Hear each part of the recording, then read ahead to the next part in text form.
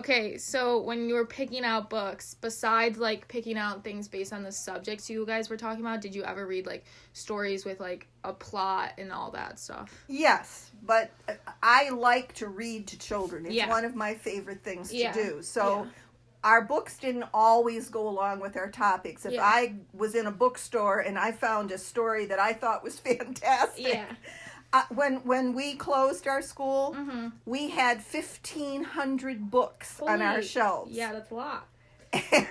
And we changed the books weekly. Yeah. Out in the classroom. They could read anytime. They could look at the books, not Yeah. read, Yeah. but look at the books anytime they Yeah. wanted. And quite often, one of the teachers would just sit down on the floor by the book cart. Yeah. And they'd get out books, and you just keep reading and Yeah. reading and reading. So it all different kinds of books Yeah. are interesting to children. Yeah.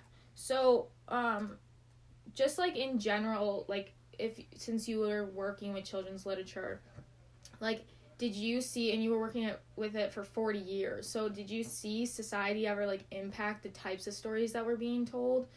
Yes. A lot more people were doing children's books that went along with the times that we're in. Mm-hmm. For instance, a child with two moms. Yeah.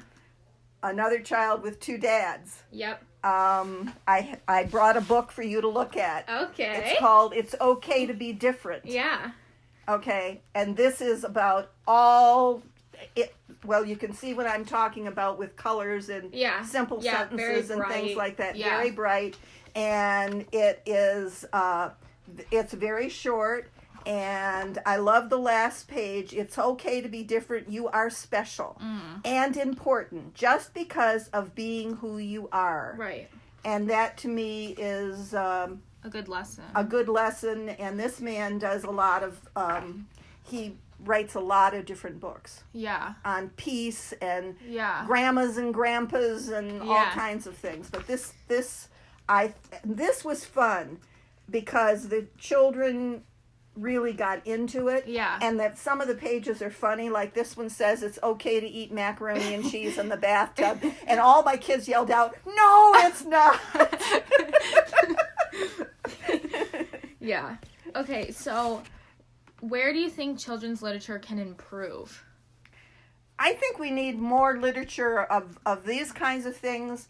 And we need more literature on bullying because bullying is a big problem, and you have to start when they are preschoolers to teach them to have empathy for all different kinds of people. Right.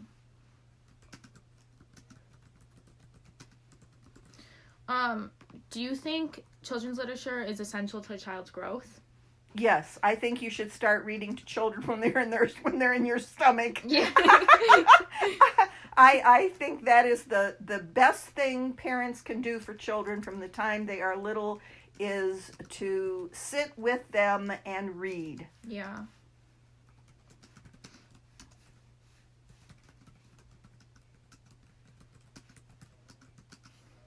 So, what's your favorite children's book to teach about perspective?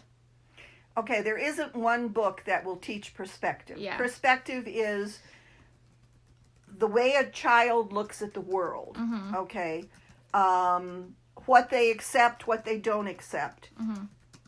When they meet a person who doesn't have the same beliefs that they do, how do they react to that person? Do they react by getting angry, bullying, or having empathy with that person? That to me is the most important thing that we need to teach children when they're young. Yeah. Because if we can get them when they're in that preschool, kindergarten, first and second and third grade, then hopefully they aren't going to become bullies at the middle school and high school. Yeah. So would you say, like, It's Okay to Be Different is a good one Yes. for, like, perspective? Yes. Yeah. Okay. I love this book. Okay. One of my favorites.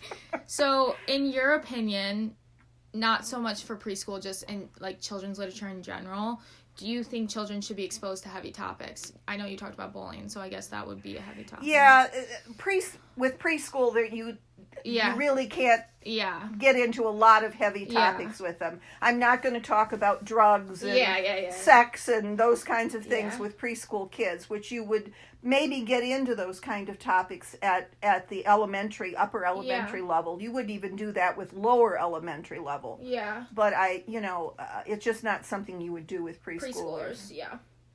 So, this is just like a fun one for you to think about. If you could create your own genre of children's books or your own series of children's books, what would they be and why? Oh, that is a hard one. I would probably want to create something on anti-bullying messages because that, to me, I am really concerned about that going on in the schools today. There are children committing suicide because of bullying, and it's extending out of the school into the internet, and I don't think parents are taking it seriously. Yeah, so do you think kids, if you were to have, a series about anti-bullying, kids would finally, it would click if they read those? I would like to teach children that when you see bullying happen, you step in and you help stop it. Yes. You don't simply watch it occur. Yeah. Because that's what too many kids and adults, watch it occur and do nothing. Yeah.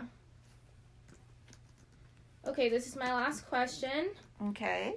What one children's book would you recommend to teachers if you could only pick one? Oh. I had 1,500 books. How do I pick one? Oh